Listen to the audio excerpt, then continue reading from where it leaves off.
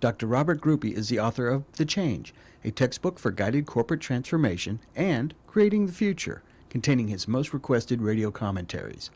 Featured in Who's Who in America, he has given keynote presentations at Oklahoma City University, the University of Central Oklahoma, and Oklahoma State University, among others.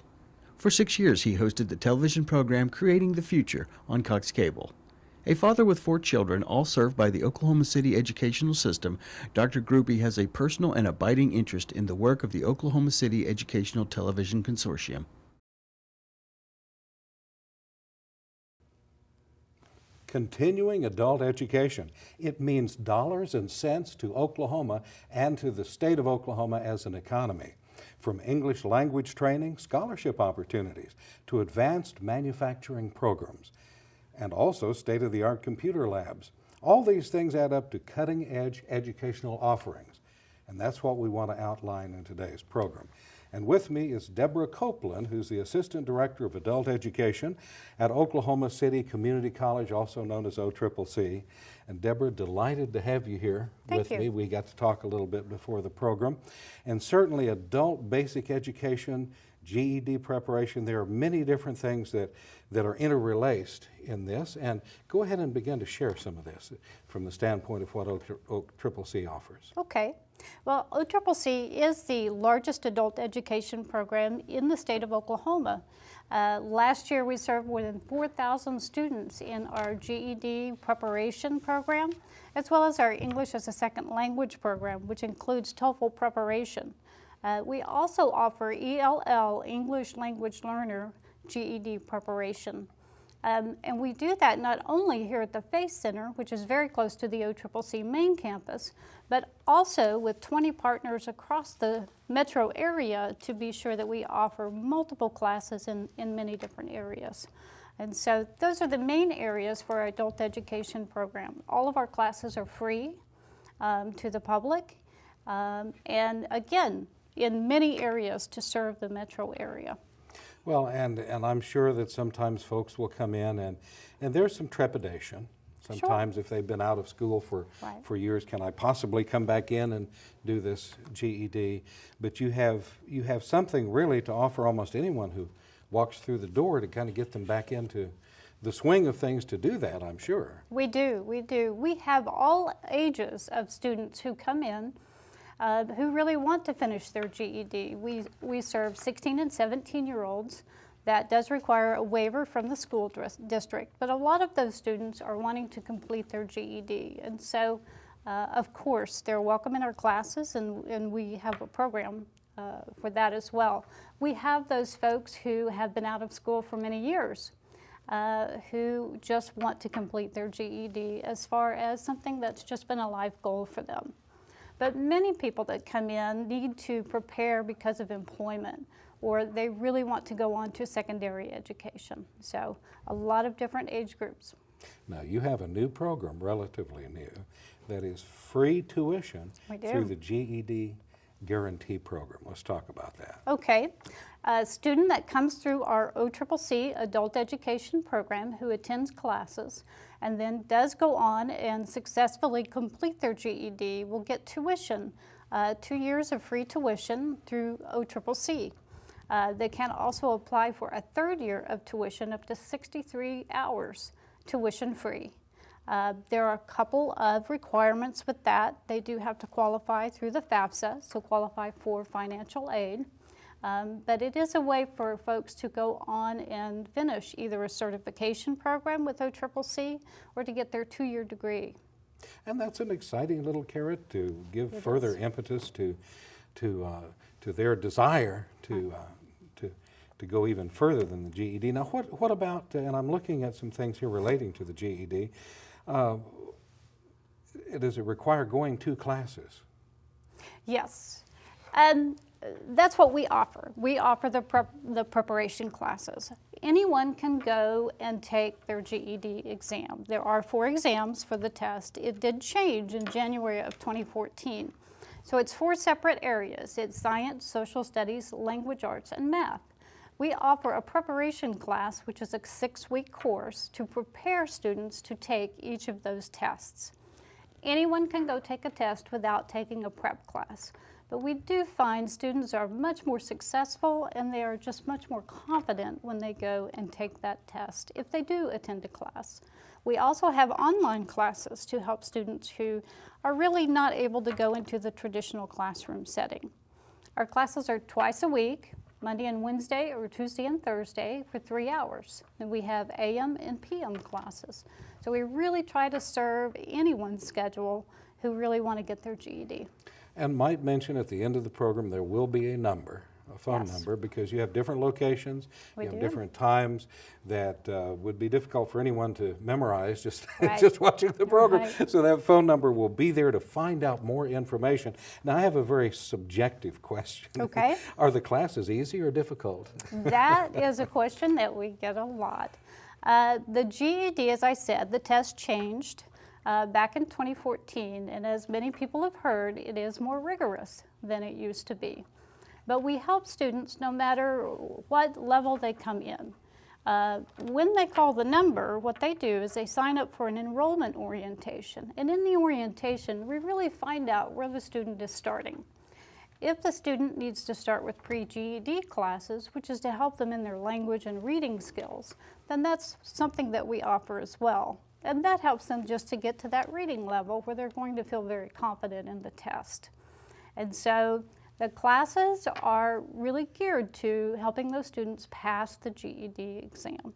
Can we just say that there are classes at different locations so that Absolutely. it makes it a little easier wherever they live in Yes. the Metroplex to get to that place, to get Yes. to that point? Absolutely. And when they call the number, the person that's there is really to help them get into the orientation that's going to be close to where they live and get into those classes that will be convenient for them, because in the end that really helps them be successful.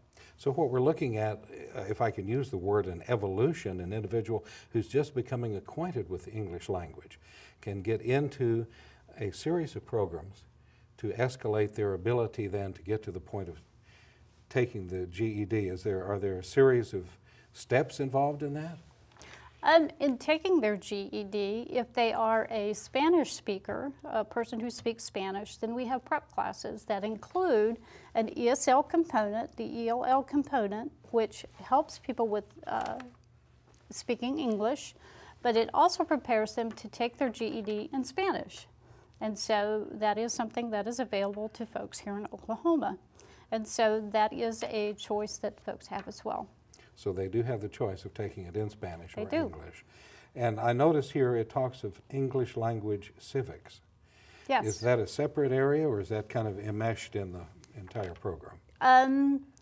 Both. It's in the entire program as well. The EL Civics program are classes for people who are interested in their citizenship. And so it helps them to just be comfortable with that process, to really understand what is entailed in becoming a citizen, and to help them study for the material as well. We also have driver's literacy training, which helps people to pass their driver's exam if they are also an ESL student. You know, this brings up the whole thing of a lifestyle in society of understanding all the different elements. You were mentioning driving, and all of those things that come into play in being a citizen and being a productive, economically productive individual in the Exactly. society. It really alleviates those barriers that you find not only to employment, but also to secondary education. Transportation is just as much an issue as it is in employment. Well, and also I certainly wanted to ask the preparation classes, what again are their lengths? The length is, it's a 6-week course.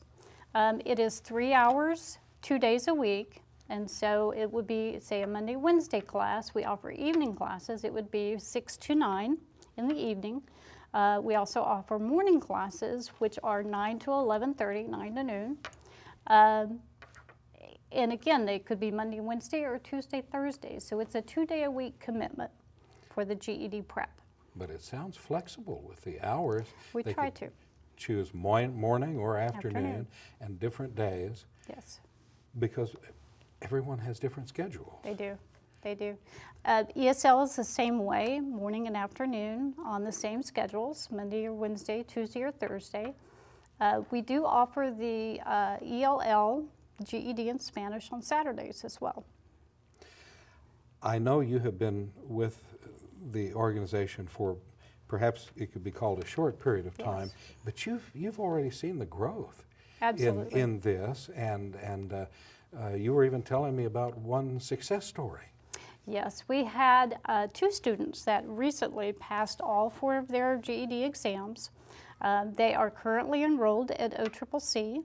I'm very excited about starting their secondary education, but what's exciting is they've also come back to our adult learning lab, which is a new lab that we have, 8 computers available to students to come in at any time while the FACE Center is open. But these new graduates, they have come back as tutors. And so they are giving back and helping other students who are just starting on the process or who are in the middle of the process to really be able to understand what it takes to finish and successfully complete that GED. And that is so profound because they will learn so much more as tutors. Yes. It will further enmesh within them the learning experience. And that's very impactful to have someone and to talk to someone who's already been through the process and understands where they come from. And perhaps in the future more of that can happen, where tutors can become more of the process owner, owning the process exactly. as they come back to teach. So we're seeing a lot of growth in this. Yes, and we project more growth as well. We did re-gear our curriculum to the new GED exam. And a lot of people are apprehensive about the new test, but we want to give people the confidence to go and finish that goal and to start on that goal and not be so apprehensive about the new test. We have GED prep classes. We have trained professional certified instructors who know how to help the student prepare. And so we want people to have that confidence. So if someone is listening and they feel like in their own mind, I don't know if I could climb that mountain. Right. And they were sitting here, what would you say to them? I would say, you know, the most important thing is for you to move towards your goal. And starting in a class and beginning that process is the first step. And I think that we have the ability to help them not only gain the skills, but the confidence they need to make that goal and to reach even further goals. And so getting their GED may be the first goal they have, but that's certainly much more beyond that. Well, and let's talk for a minute about the steps, because it's not like they're just going to run in and immediately take the GED. There's a step process that I think you were talking about that helps them gain confidence. Yes.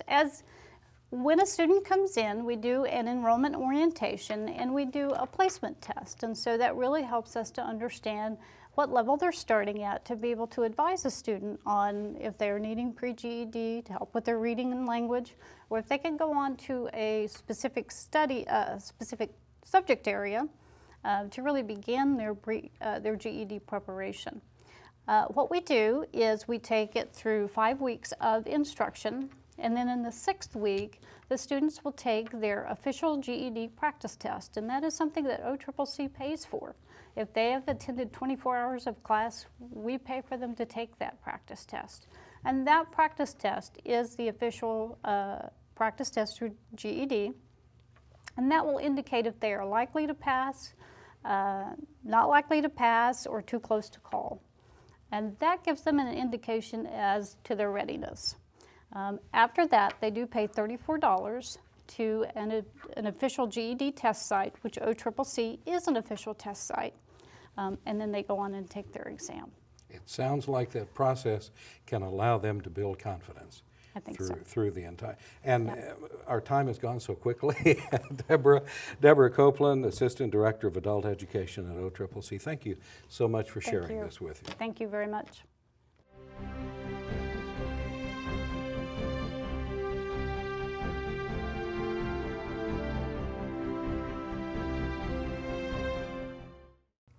Manufacturing is so important to the economy of Oklahoma, and it's not just adjusting screws or flipping switches anymore.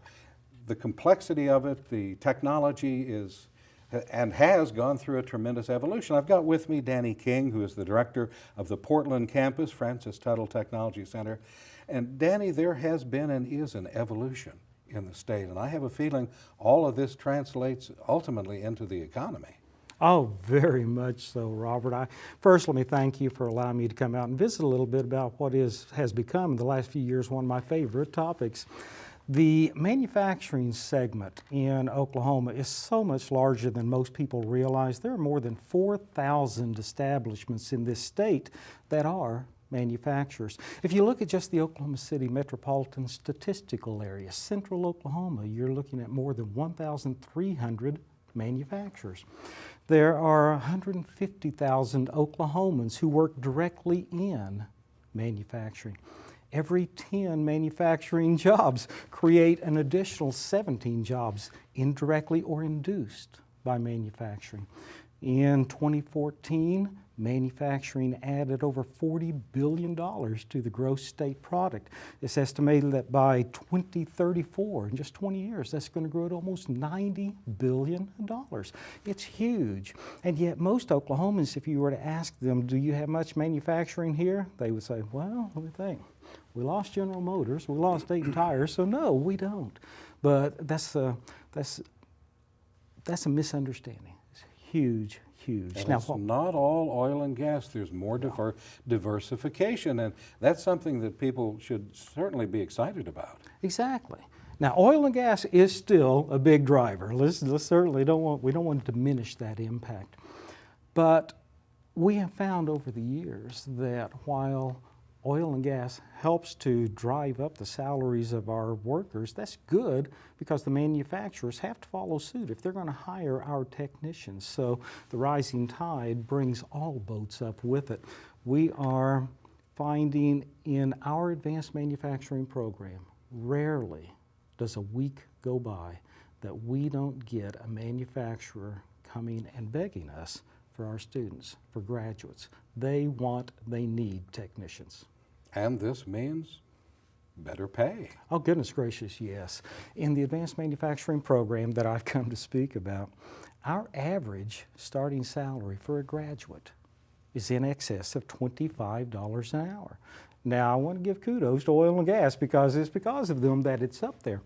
But it's not just Oklahoma manufacturers either. One of my favorite, most recent success stories, we had a phone call from an Alcoa plant south of Houston. They had heard about our advanced manufacturing program. They wanted to have some of our technicians. They wanted to talk to our graduates. And I do want to talk a little bit about something our instructor has done over the last few years, and I'll bring that in here in just a moment. But we told them, you have an open invitation. Come up, see what we offer, see what we're doing. Before Christmas this past year, 2 representatives from Alcoa came up to our facility, looked around, liked what they saw, spent an hour with our students, and then gave them an open invitation. If you're interested, come down to Houston, tour our plant. Take a test. If you pass, we'll offer you a job. Our first Oklahoma student went down there before Christmas, started in the week between Christmas and New Year of 2014, $28 an hour. We just had our second one go down there. Industry needs these people. Now, one thing I wanted to say about not only has manufacturing changed, but also with our advanced manufacturing, the way in which we market our product, our students, has changed. I remember when I was in career tech years ago as a teacher, if industry were to call me and say, I need a worker, I would refer a name or I'd give a piece of paper to a student and say, give this person a call. Our advanced manufacturing program has changed the way they do business. When they get that phone call, I need technicians, can you refer someone to me? Their answer is no, won't do that. I'll tell you what we will do. We have an open door policy. You send someone up to talk about your company, talk about the benefits, talk about the salaries, talk about what you do. We'll give you 5 minutes, 30 minutes, whatever you need. And those companies come in, they see what Oklahoma Career Tech can offer, and they are, number one, they are blown away. It's a relationship building It is. marketing. It is. very often those people then become members of our advisory committee, and it just grows and burgeons from there. Isn't that what is allowing this evolution to happen? Because they know what their needs are. Yeah. You've got to know what their needs are also in order to work together as a team. Exactly, exactly. And it's been so exciting because they bring their needs and they see what Oklahoma Career Tech has to offer. And I know that I'm really here to talk about the Advanced Manufacturing Program at Francis Tuttle, but I would want the message to be for everyone that Oklahoma Career Tech operates under the same principles everywhere. Find out what industry wants, find out what industry needs, and then find the quickest path to get an Oklahoman student trained to meet that need and put them to work. And let's talk about equipment, advanced manufacturing. You are talking about staying up with the state of the art. Exactly. In equipment. Let's talk about that. You bet. It really goes back, harkens back to the comment I made earlier about getting industry into our facility. In the past 1.5 to 2 years, as a result of developing that closer partnership with industry, these instructors, it's 2 instructors and a teaching assistant, have brought in excess of $250,000 worth of donations from industry in programmable logic controllers and instrumentation and process control, stuff I know the listeners might not be real familiar with, but is crucial to modern manufacturing. You're doing some of their training job for them. I hope They know that. It appears to be value add on both sides. They see what can come out of it, and they donate the equipment. The next stage that we hope to go into is next fall we want to add something called gas chromatography and gas analysis. And people would ask, what does that have to do with manufacturing? Every manufacturing plant emits waste products out of their smokestacks. The Clean Air Act, the Clean Power Plan, all of these will require manufacturers to meet environmental EPA requirements. We're going to turn out that aspect of manufacturing to do that. It's an exciting time. Let's talk about microprocessing, computers, and robotics.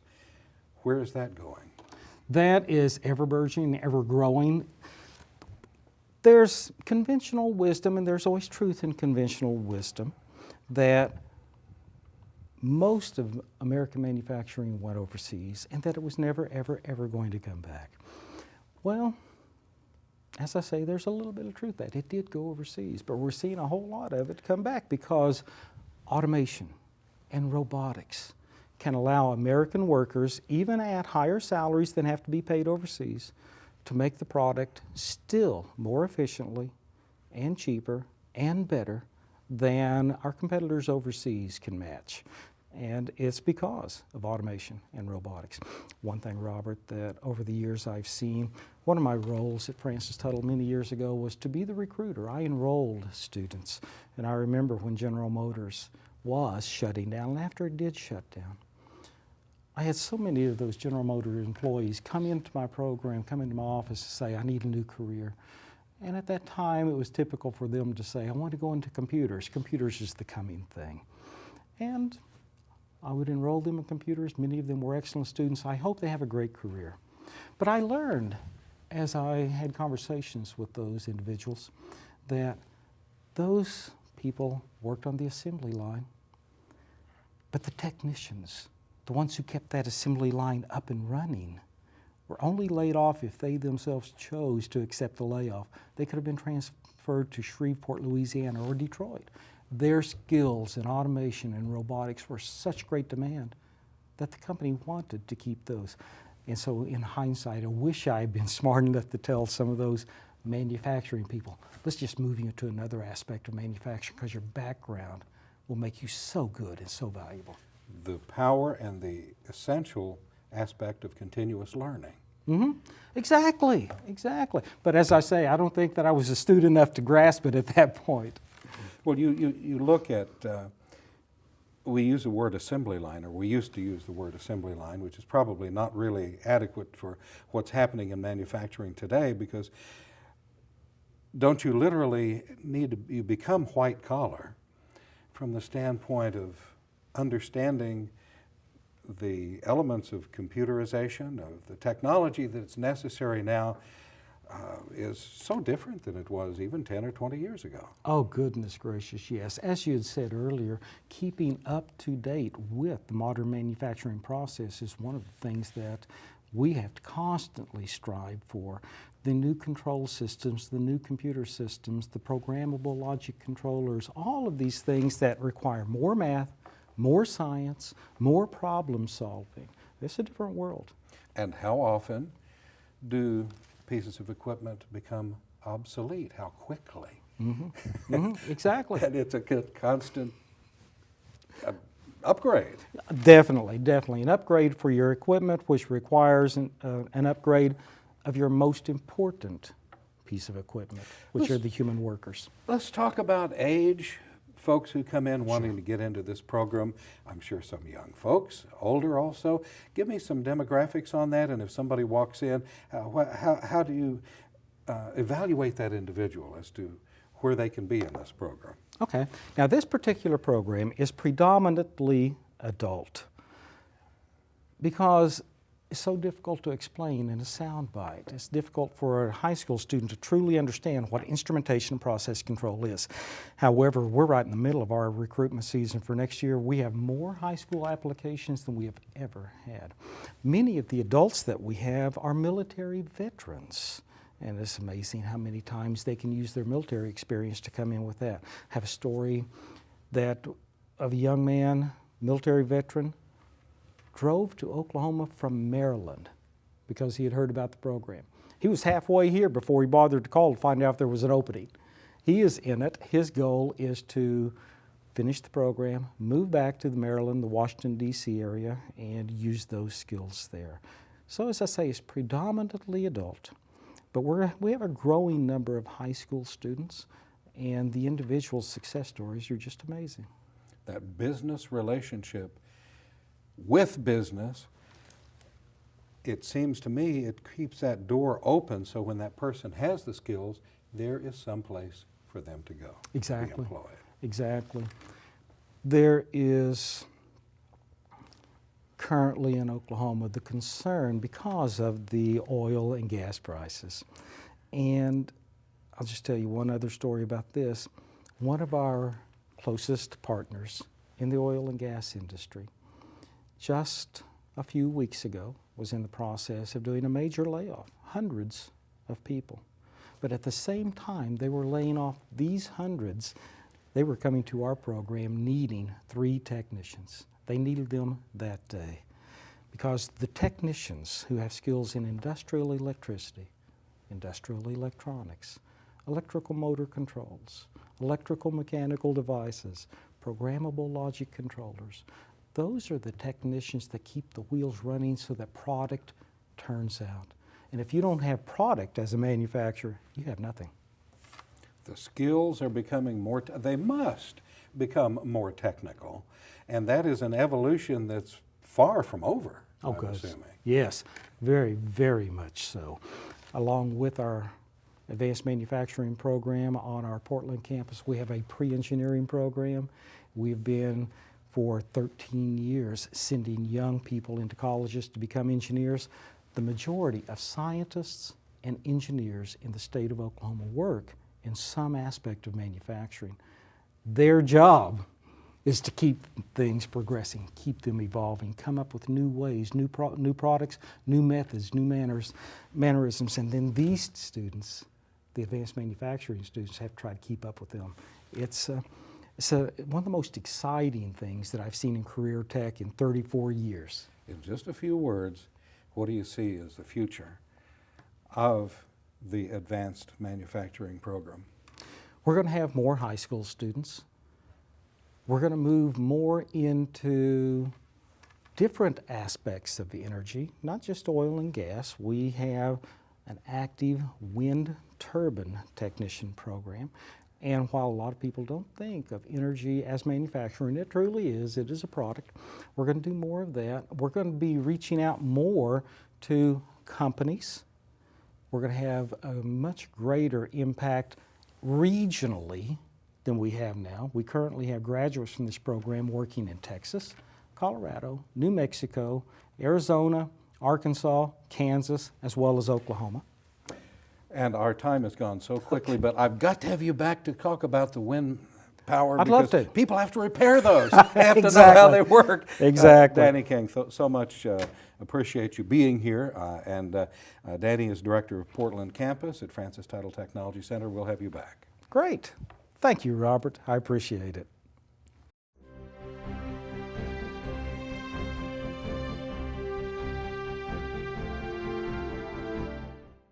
You know, there are so many elements to a student's success, and that's part of what we want to talk about as we talk about what's happening at OSU OKC. And I have with me Kyle Colmia, who is the Director of Student Success and Opportunity Center, and also Marcus Harmon, Recruitment Specialist. Yes. Both of you, delighted to have you here. And if I may start with Kyle, let's talk about this opportunity. I like the name, Opportunity Yes. Center. Let's talk about this. Yeah, and it really is an opportunity center of all venues. You walk in and you notice right away we have an extensive computer lab. We have about 75 computers, printers, a copier, a scanner, all those necessary tools for students. But the main thing that we'd like to focus on in our area is tutoring. So we do have free tutoring for all OSU OKC students.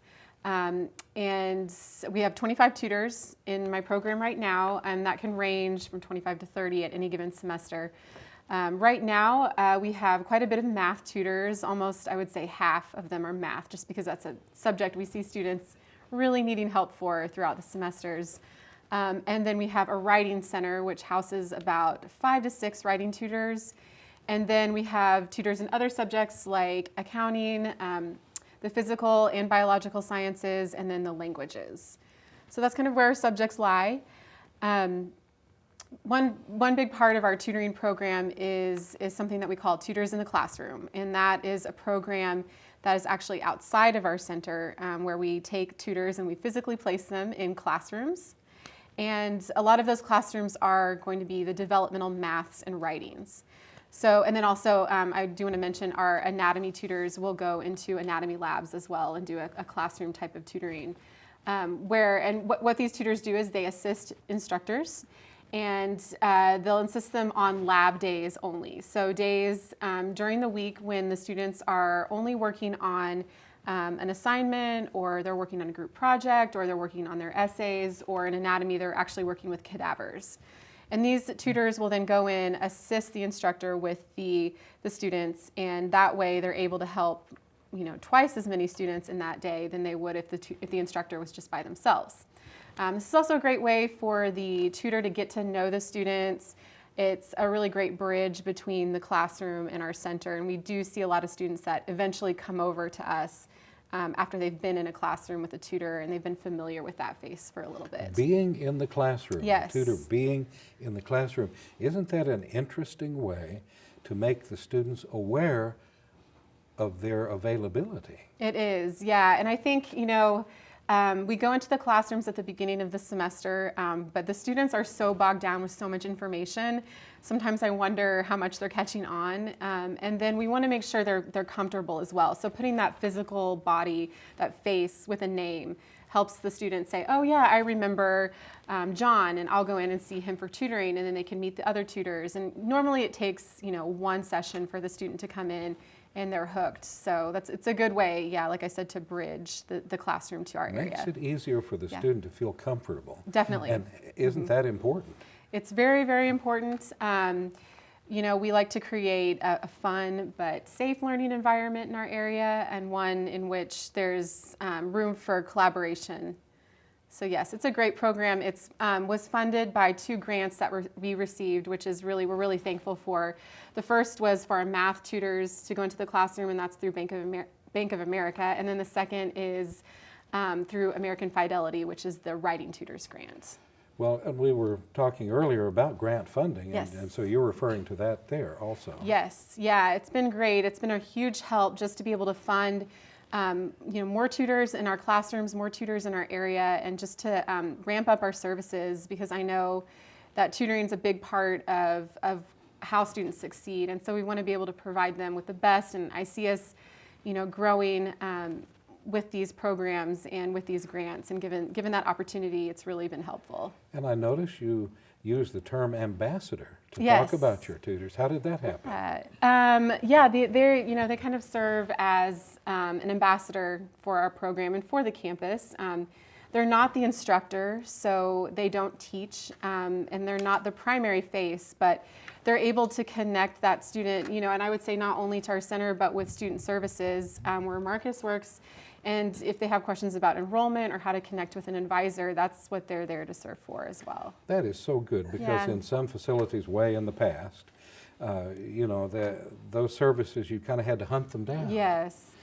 Yeah, we're all about being transparent, and I'm really into the idea of collaboration and getting the students used to talking with a peer tutor or talking amongst themselves and working creatively together, because that's how I see us in our work positions. So once they leave the campus and they're either working or going to a four-year school, they're going to have to learn to work creatively as groups. And so I think that's a good way to help them learn those skills. How do you recruit these tutors? Our tutors, everywhere. I take applications and I sit down with them. We have an interview. We go over transcripts, and sometimes if I feel the need, I'll have them take what we call our compass exam, our entrance exam, to see where they're at skill-wise. But they are a variety. What's kind of nice about what I like about our tutoring center, it's not only just peer tutoring or just professional tutors. It's a combination of all. So we have some adults who are volunteers that want to use some of their free time by helping others. We have peer tutors who are students at OSU OKC who have excelled in their content area. And then we see, teachers who come after school to tutor. So it's really a variety, and it's all people who are really passionate and really wanting to be there. So it's exciting to have our staff. I think also it's interesting that you have workshops designed to inform students of the tools Yes. that are needed to succeed. How many students have come in to higher education and they're thinking, what do I do now? Exactly. How do I take notes? How do I do this? How do I do that? Let's talk about that. Sure, yeah, I was one of those students. I'd always excelled in school, but when I got to college, it was like, well, I have to memorize 75 terms. How do I do that? And so I think that was a big part of what I wanted to do as director, is bring in the idea of study skills and non-content related skills, which all kind of comes down to this idea of time management is really what we emphasize. But I do have a series of workshops called Fuel Your Intelligence workshops, for FYI. And they're available online from our website, and they're just about 20-minute videos each. They range from topics that cover things on how to take notes, how to read a textbook, how to make an outline, for your class, how to make a concept map. And then we do other things like managing money and being healthy in college and staying healthy in college. So it ranges. We're also able to kind of cater those workshops to specific courses if we need to. So I've had professors approach me and they'll say, hey, can we combine a staying healthy and note-taking? Those are two different topics, but I'll combine them and do a workshop for a class. Or one thing that we've done that's been big on our campus is collaborate with the science department, because we have such a big nursing program. Anatomy is a huge subject that we offer, and it's a very, very difficult course for a lot of students. So we've really tried to collaborate with them on providing the right tools for the students before the semester. So we'll do what we call an anatomy crash course, and this is for both human anatomy and vet tech anatomy.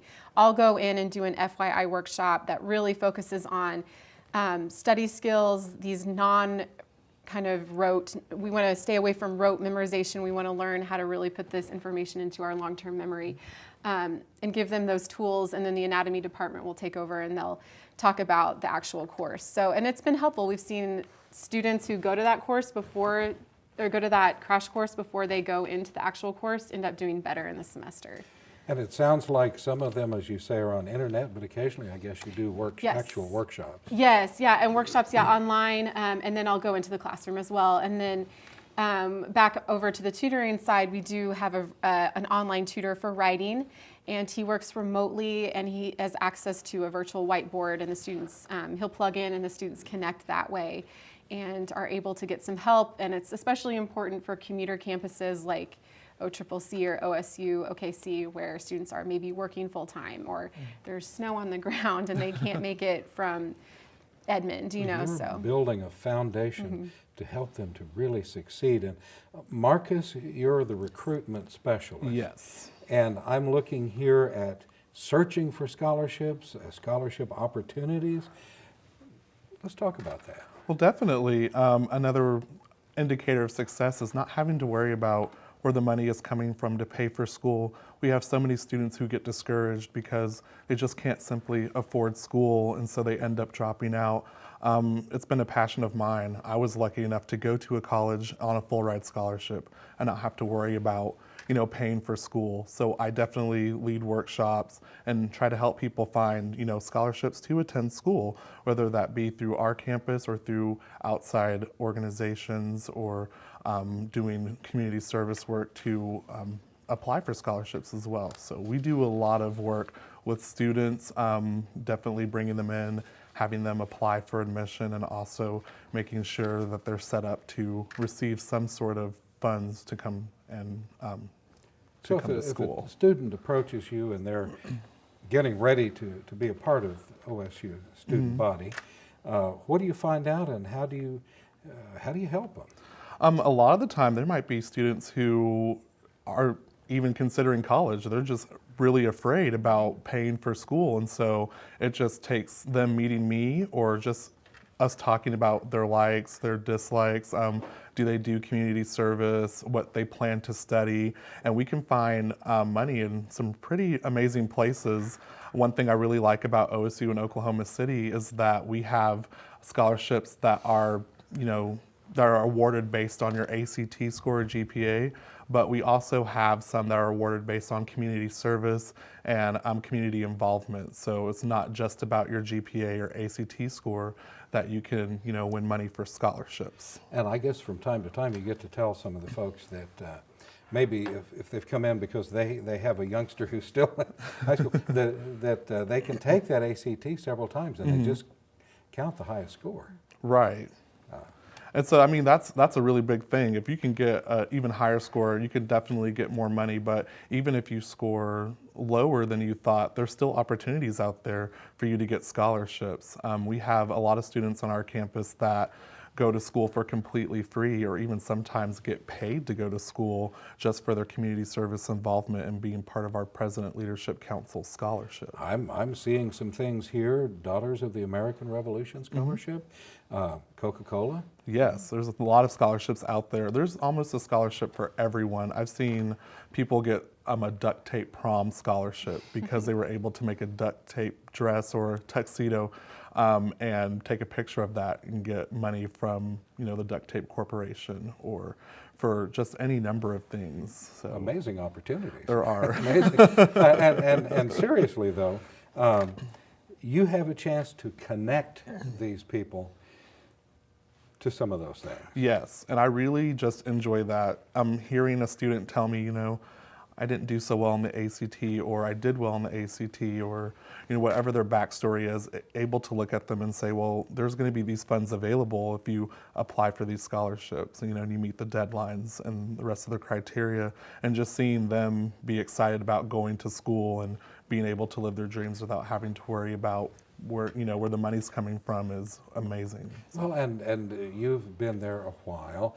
A success story maybe that you're thinking about right now. I got a lot of them, but Just pick a good one here. I think my favorite one is Myra Castanon. She's one of our students that is very involved in our student body. She has a President's Leadership Council scholarship. She goes to school for completely free, and because of that, her outside scholarships that she's earned goes directly into her pocket. So she actually gets paid to go to school.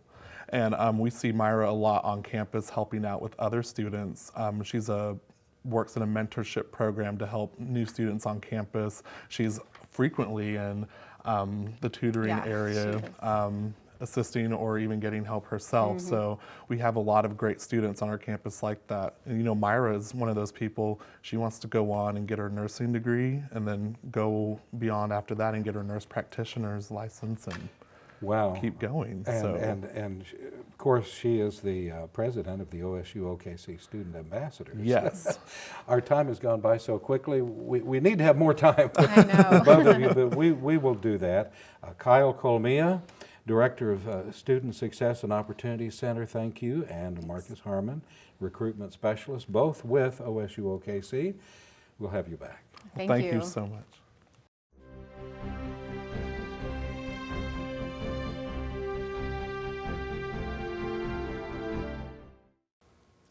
Metro Technology Centers has recently upgraded its computer lab at their South Bryant campus.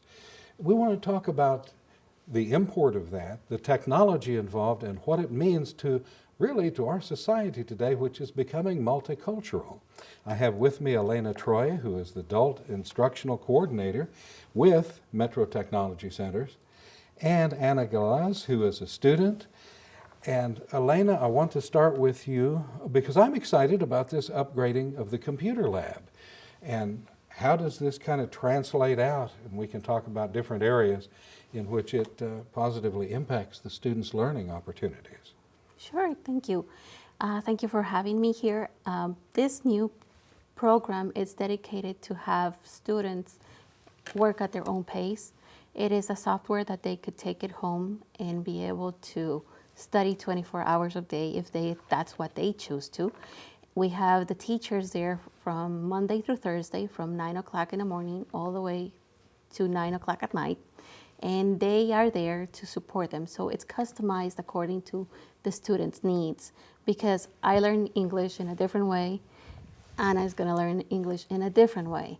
We all are unique personalities here that need some kind of differences. So this software with the combination of instruction, the adult, the instructors that are going to be there, Right. they are already in this area for more than 30 years. So it's easier for them to connect both worlds. Now, the software part, again, you could be able to use it from your home, but at the same time, you could also be able to have the language of the person. Like if you are Vietnamese, you could be able to have those words that will translate what they mean. And it also tells you how to speak it correctly. And at an area of your work area, for example, if you want a construction kind of English, you will get that part of the software that it will be a construction part. Or if you want business administration, it will be relatable topics about that. And also we have people that would come and talk to our students and kind of let them know how hard it was to learn English or even to live in the States. Or even if you come from a different state, if you come here, all things are different. So this is kind of like a stepping stone to a different English world that you would like to be. And through the computer, the sophistication of that, you were able to look at different categories of language that are important, perhaps for that person to most quickly learn in order to, as you were mentioning, anything from construction to other areas that are going to be important language elements for them. I notice also that it has software for several languages. Yes. It has the major languages that are, German, Dutch, Chinese, French, all of those languages are already in the software. Now, it kind of translates what you're trying to say, but at the same time, it gives you the words and the correct way to do it in English. So someone that comes from Vietnam could be able to learn with us too. And it's patient. Yes. Because if you're doing it from home or whatnot, you go through it and you go through that learning process. And it repeats, and that's why we also have the instructors. Like if you had problems in understanding a way to say something, they could come and tell you, okay, we're going to work in this. Even with math, if you're trying to apply for your GMAT, that is an extra way that you could be able to prepare yourself to be successful in the career that you choose. And I notice here also, of course, ESL, and that's integrated into that. Yes. And GED training. Let's talk about that for a minute. Sure. How does that relate? you have to be able to know your arithmetics to be able to pass any test. Math is going to be math in every single part of the world, but both of them working together, you wouldn't believe that someone in welding will need to have both of them to be able to be successful. Not only your English, but also know your math, know your measurements, and know the type of things that you're going to be doing in order to have a good product for your employer. So many times individuals who are going through this process with you, they're looking toward an employment opportunity. Yes. For example, I have students that want to enroll in welding.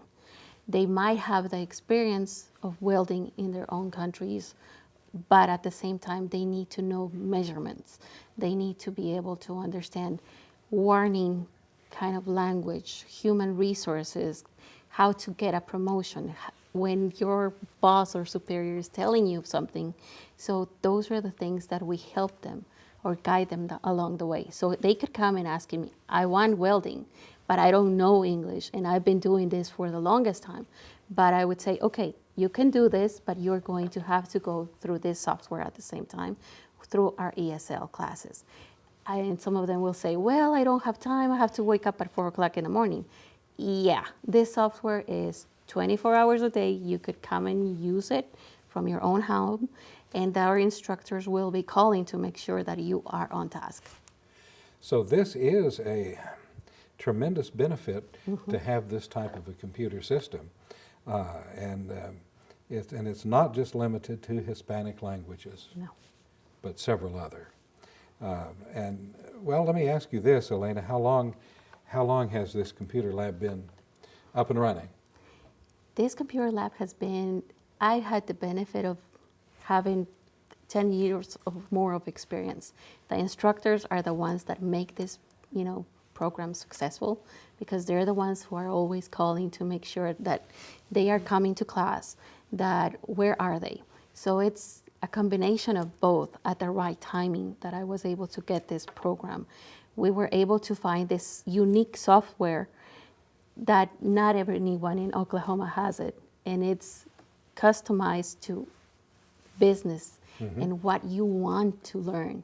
It's not anymore, I want to learn my ABCs or where's the bathroom, or it's more, how can I be more successful? Even for someone that doesn't have all the, you could say, English capacities, it's easier to be able to go to my kind of setting, learn from us, and then go to a college, university, or to a bigger program, even to our own programs, our long-term programs. Sometimes if they're too big, it could be scary for many people. So this way you kind of go step by step, and you even start knowing the teachers. How do teachers work, or what do they want from you, MLA style. So those are the things that we prepare them, instead of just, okay, go to the big setting and then fail, and then we'll get you back. So it is a process for them building confidence, and also realizing that, well, as you illustrated earlier, with many types of professions, things are more highly technical now. Just because somebody can weld, they've got to learn the technical aspects of how it's done here, which involves the language. yes, and it's also the understanding, the reading between the lines. That is the other part that we're trying to give them, that experience before they go to the real world, you could say. And that context is so important, as well as just knowing the language. It sounds to me like there's a lot of flexibility here, so that person can integrate this learning experience into their time schedule. Yes. What about ages? Do you have mainly young people, older folks? What age range do you have? Usually we have adults. That is at least you have to be 18. And we have people from 67 years old that they continue to come and be able to learn from the new technology. So we can't really accept kids, because that's a different mindset. Yeah, under 18. Under 18, no. At least you have to be 18 and willing to be working towards something. And if not, we help you even find something that you would like. And I noticed, is there a basic cost to this? It's $35 for a whole month. And what is the length usually of that's pretty open-ended, isn't it? It's open-ended. So what we do is we prepare them. For example, my position gives me the opportunity to know or open classes in welding or open classes in AutoCAD. They usually tell me what is it that they need, and I go and find the instructor and build the class for them. So it's the ESL component with the different areas that they could work together. And you find out and you work with, when they first step in, to evaluate what their needs are. Now, when Anna came in, what kind of an evaluation process did Anna go through? They actually go through, the software has this evaluation to be able to be placed. And it's not only that. Sometimes a software could tell you you are in advanced, but it's actually the instructor's advisement, and they talk to them, they see them each day, and they are the ones who said, probably you're not in level 2, let's put you in level 1, and you work yourself up there. Because a computer, a software is impersonal. yes, but it's the instructor that will actually see you and say, okay, Yes. I get that you're talking to me, I get that you're understanding me, but you're not there yet. I don't want you to go home and never come back, Sure, so let's right, put you in this. right. And that's how they work together. Really guided growth. Yes. Guided improvement. And Anna, what are some of your experiences so far? How do you? Okay. Staying in Metrotech has been worth for me because I learning more English and speak and understand more, and grammar rule is good. And so it's just a one step at a time, progression. Yes, I learning more. And what's your feeling about the process, educational process that you're in? How do you feel about the learning? ¿Cómo te sientes acerca de este nivel de aprendizaje? Okay. One moment. Are you enjoying it? I know. ¿Cómo te sientes acerca de esto? Me siento bien aprendiendo más. She says that she feels really good learning more and understanding. Well, that tells me. Just remember, this is 2 months. I know, and everyone knows now because we've just said it, and that's why I wanted this interaction, because it's part of the whole process of someone learning another language, and normally when they've learned another language for 2 months, they're not in front of a television camera.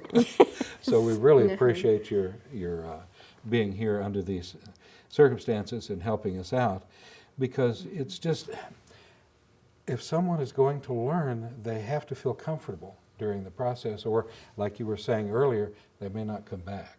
Yes. Let's talk for a minute.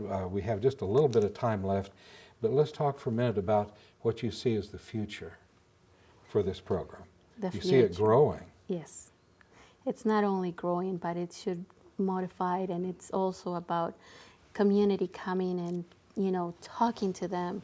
For example, we have Neighborhood Alliance. They come and they explain what it is to live or how to prevent crime in their neighborhood. Yeah. It's understanding that we all work together, and this is more like a stepping up on doing things different, not only in ESL, but in all the different I love your programs. description. We need more time because that whole idea right there we need to amplify on. Elena Troya, who is the Adult Instructional Coordinator with Metro Technology Centers, and Anna Galaz, who's a student who's been so nice to join us. Thank you for both of you being here. Thank you.